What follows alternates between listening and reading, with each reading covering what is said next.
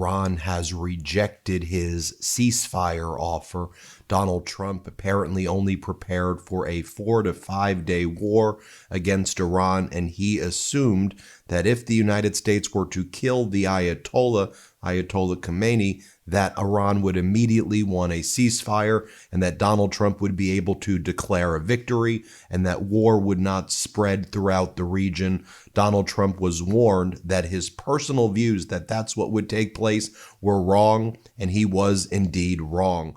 Hat tip to Ynet. They were the first to report, and they're based out of Israel, that Donald Trump is now begging Iran for a ceasefire, and Iran immediately rejected it and said when there will not be a ceasefire will be on our terms.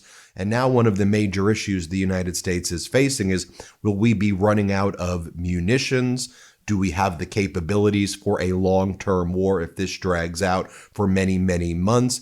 And in addition, we've learned some horrific news this morning that a number of our soldiers, a number of U.S. service members have indeed been killed in action during the war already.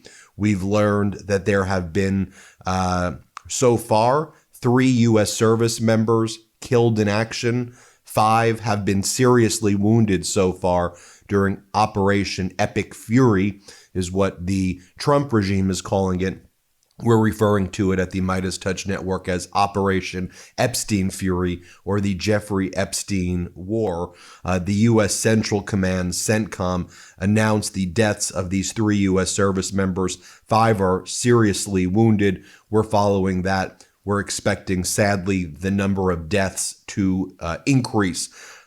These casualties, as Open Source Intelligence Defender also notes, these casualties are likely the result of Iranian ballistic missiles and one-way attack drones that have been striking U.S. bases in Bahrain, Kuwait, and the United Arab Emirates, with some bases suffering much more serious damage than had been previously reported or announced by CENTCOM. Indeed, our government is giving false information saying that the attacks have not been serious against our bases, only for us to learn later that they are indeed very, very serious. And now our service members have been killed, and Donald Trump has blood on his hands, and this whole regime in the United States has blood on their hands.